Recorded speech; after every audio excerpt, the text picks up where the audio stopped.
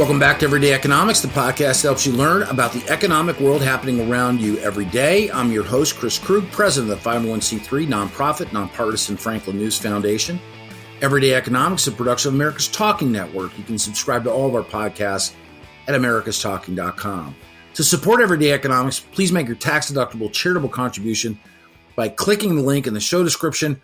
We are recording today's episode on Friday, December 1st, and joining me, as always, the great one, Dr. Orphe Divounguy, PhD economist. Dr. O, I'm going to jump right into it.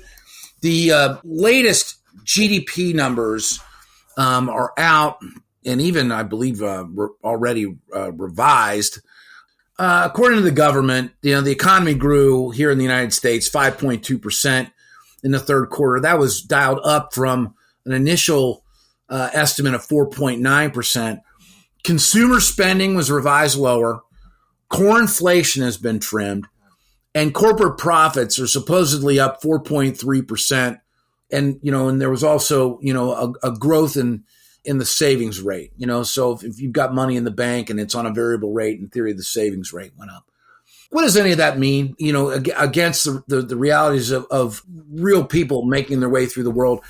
I didn't get a sense from just the folks that I've talked to that life has gotten a whole lot better in the last quarter. I'm not getting that sense at all. Yeah, no, totally. Look, first of all, you're all right. It's a look in the rearview mirror, right? So we're looking at Q3 of this year. It's a revised estimate, and actually, yes, consumers did spend quite a bit, but they're spending out of their savings. They're seeing their savings dwindling, right? Those extra savings that they had during the pandemic, from not being able to go out, from their stimulus checks, basically are dwindling.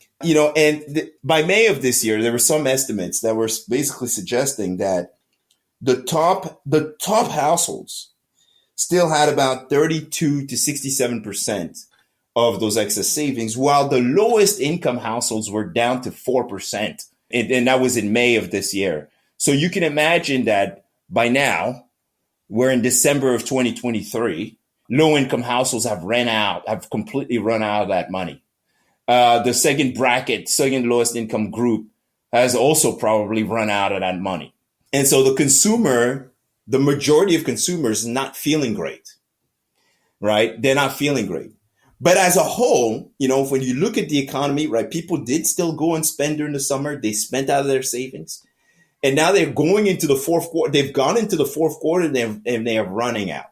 But you still have, on average, excess savings out there, especially skewed towards kind of the highest income households. And when you look at basically the PCE number, by the way, the PCE inflation came down, right? PCE inflation came down because part of it is supply side factors, bottlenecks that are easing. But the second part is demand has also eased, right? Quarter four, people are spending a little bit less, right? And they're spending less because they've been squeezed a little bit. But on average, even though the bottom end of the income distribution has been squeezed, on average, the consumer still has some room to run.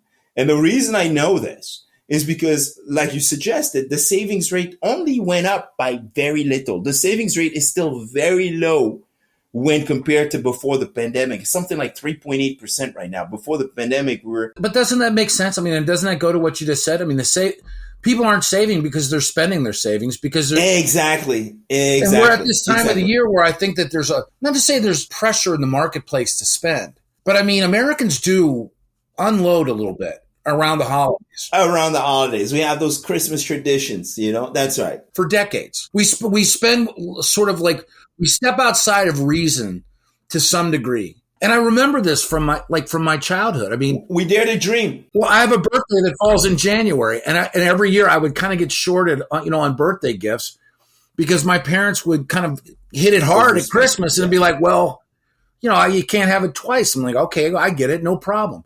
But I'm not sure that the behaviors of my folks, 40, 50 years ago has radically changed very much in the marketplace, that we still overspend at this time of the year in the name of holiday gift giving. And I think we suffer for it. in January and beyond. That's right. Well, so my daughter's birthday is actually today. Happy birthday. She has, thank you. And it's the reverse. She has a birthday before Christmas and she wants all of these gifts before Christmas. And then she wants even more gifts for Christmas. Well, I'm rooting for Billy. So, I mean, I'm on her side, you know. I'm not, and we're talking about things in the real world, but in your house, I think that she should be given whatever she wants because she's the best. But basically that's it, right? The consumer still has. I want to be careful here because it's not lower income households are being squeezed. Yes, very much so. Agreed. But on average, the consumer still has room to run. Consumers are still spending down the excess savings accumulated during the pandemic, right? On average. And we can see it in the personal consumption expenditures numbers. Spending on travel and accommodation actually went up. Yes. Right? There's still too much of it. For, when we're talking about a consumer that's cooling, I still think there's a lot of travel and accommodation spending out there. Anecdotally, I would agree with you. I mean, I am in an airplane at least twice a week and have been 7 of the past 8 weeks. And I have not flown on an airplane that hasn't been at capacity at any point in time. I mean, it is loaded to the gills. Every single flight that I take. And it's even more so for international travel, just to give you an idea of what the numbers show. So people are doing it, right? There's still that pent up pandemic, I need to get out feeling, and it's not run out yet. And the labor market has kind of supported this, right? Because even though the labor market has slowed, the unemployment rate is still low, 3.9%. And we're going to get some new numbers next week. So we'll see how what's happened in the month of November. And then finally, the big decline in gas prices. Energy prices fell 4.8% when compared to last year. And so the big decline in gas prices is also providing the consumer with some extra breathing room. I mean, again, anecdotally, in some states. Well, I mean, nationally, I just saw a report. Nationally, I think gas prices have fallen below $3-something per gallon. Yeah, but not on the West Coast. On the West Coast, it's still relatively higher, but it's still a big decline from a year ago. And so that is giving people, it's like a windfall, It's a windfall. I never thought that I would look forward to $3.50 gasoline, but after paying $4 and change, $3.50 looks pretty good. I'll tell you what. Let's put a pin in it there. That was good conversation. I mean, obviously, we're going to keep a close eye on the bigger economic indicators, and certainly PCE and GDP. I mean, are two of the biggest drivers and two of the the most relevant pieces of data that we get on the regular. We'll call it good right there. For Orphe Divounguy, this has been Chris Krug. Subscribe to Everyday Economics and dozens of other quality podcasts at americastalking.com.